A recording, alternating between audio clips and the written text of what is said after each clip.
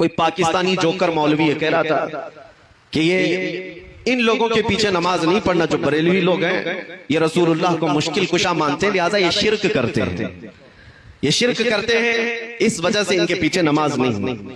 ایک طرف تو تم ہمیں مشرک کہتے ہو اور دوسری طرف اتحاد کا نعرہ بھی لگاتے ہو، پھر اگر ہم تمہارے پیچھے نماز نہ پڑھیں تو تمہیں درد کیوں ہوتا ہے، تکلیف کیوں ہوتی ہے؟ لیکن یہ جملہ مجھے بڑا سخت لگا کہ نبی پاک صلی اللہ تعالیٰ علیہ وسلم کو اگر آج کوئی مشکل کشا سمجھے، اپنی مشکلوں کا حل کرنے والا آقا سمجھے، تو یہ صاحب ہمیں مشرک قرار دیتے ہیں۔ پھر شرف الدین امام بوصیری کے بارے میں تمہارا کیا خیال ہے، جو لقوہ اور فالج کے اثر کے بعد اپنے بستر پر لیٹ کر کے حضور کی بارگاہ میں یوں کہتے ہیں، یا اکرم الخلق مالی من الوذ به سواک عند حلول الحادث العممی ولن یضیق رسول اللہ جاہک بی اذا الکریم تجلی باسم منتقمی۔ میں اسلاف کا عقیدہ بتا رہا ہوں سنیو، شرف الدین امام بوصیری مصر کے رہنے والے، اسکندریہ میں آج بھی ان کا مزار پاک ہے، آج سے تقریباً 7 صدیوں پہلے کی ایک بزرگ شخصیت کا ذکر ہے۔ ان کے جسم پر جب فالج کا اثر ہو گیا، پیرالائز، جانتے ہیں فالج کا اثر جب ہو جائے تو انسان چلنے پھرنے سے بھی عاجز ہو جائے، اٹھ پھر نہیں سکتا، علاج بہت کرایا حکیموں سے، شفا یابی نہیں ملی۔ پھر اخیر میں شرف الدین بوصیری نے قصیدہ لکھنا شروع کیا، مولا صلی وسلم دائما ابدا۔ یہ قصیدہ آج پوری دنیا میں مشہور ہے، اس کے 2 شعر آج بھی حضور کی جالیوں کے دروازے پر بھی لکھے ہوئے موجود ہیں۔ هو الحبیب الذی ترجا شفاعته لكل حول من الاحوال مقتحم۔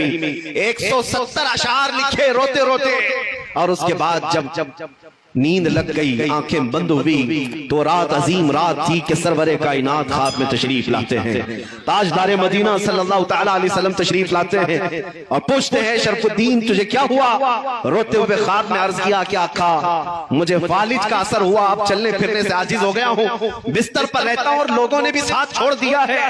نبی کریم صلی اللہ تعالیٰ علیہ وسلم نے ارشاد فرمایا، شرف الدین بوصیری تو نے جو قصیدہ ہماری شان میں لکھا وہ ہمیں بھی تو سناؤ۔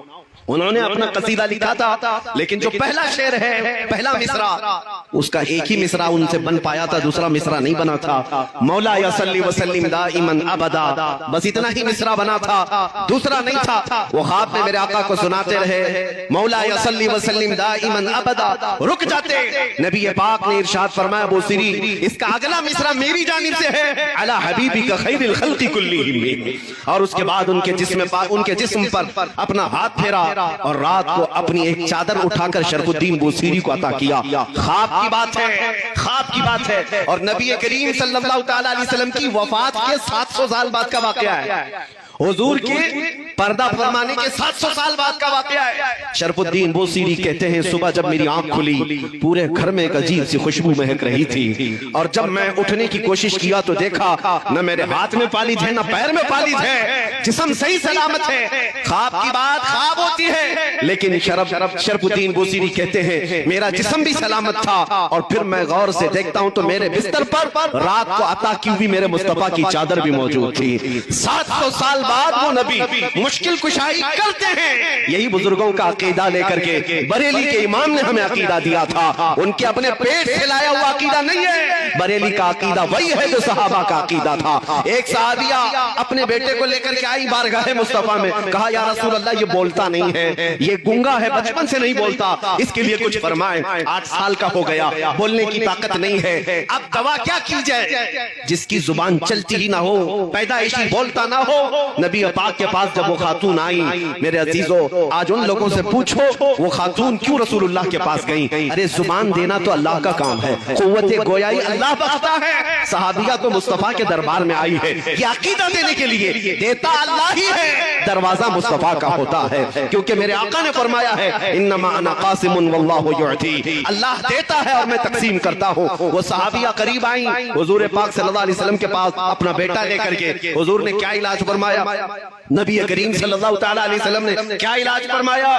کچھ نہیں، اس چھوٹے سے ننھے سے بچے کو قریب بلایا اور پوچھا اس بچے سے کہ من انا، بیٹے اے لڑکے بتا میں کون ہوں؟ وہ جو پیدائشی گنگا تھا وہ بچہ بول پڑا اشہد انک محمد رسول اللہ، میں گواہی دیتا ہوں کہ آپ محمد صلی اللہ علیہ وسلم اللہ کے رسول ہیں۔ اسی عقیدے کو ہمارے امام نے فرمایا تھا، کون دیتا ہے دینے کو منہ چاہیے، دینے والا ہے سچا ہمارا نبی۔